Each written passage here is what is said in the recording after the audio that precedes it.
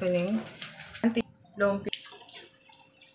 Sa pagkataas niyan, rogin lang natin yan ng carrots, sibuyas, at saka bawang. Tapos dahon ng sibuyas. Na-slice ko na rin yun ng ganyan. Gagawin lang natin. Haluin lang natin. Ito yung substitute sa mga hindi kumakain ng rice or meat. Madali lang. 1 egg. 1/3 na flour. Ang paminta. And ang seasonings. 1 teaspoon na salt. Then, malinis yung ating kamay. Haluluin na natin ng kamay. Para mabilis or masasalat natin yung mga at saka dito ako nasanay, guys. Tapos ibabalot na natin sa lumpia wrapper. Yan, babalutin lang natin to, guys. Mga 1 kutsara lang lalagay natin. Tapos babalutin lang natin ng ganito.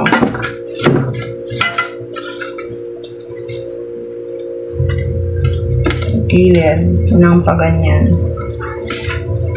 Just add lang natin dito sa dulo. Lalagyan lang natin to ng itlog na puti para mailak natin to. Last na to, guys. So, pre-prito na natin to. Pa-fry na natin. Buka ko lahat, guys. Ready to fry na to. Lagay na natin yung lumpia na binalot ko kanina. Kailangan mainit yung ating cooking oil. Pag hindi kumakain ng baboy, at saka mura pa ito, guys. Baliktarin lang natin to. Sa side na natin to.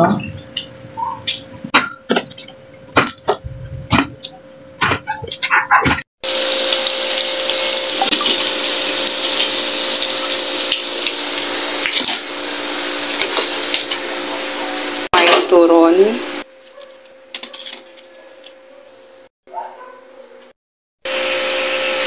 So, ready to serve na yan. Tokwang lumpia with sausawan.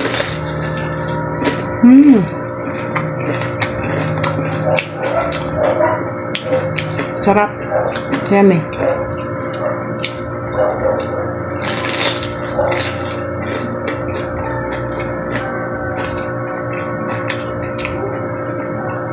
Ang sarap niya.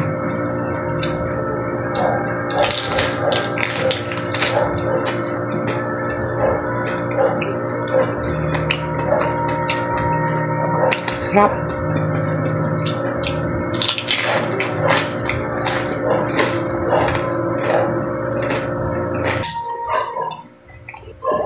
Delicious. Bet ko.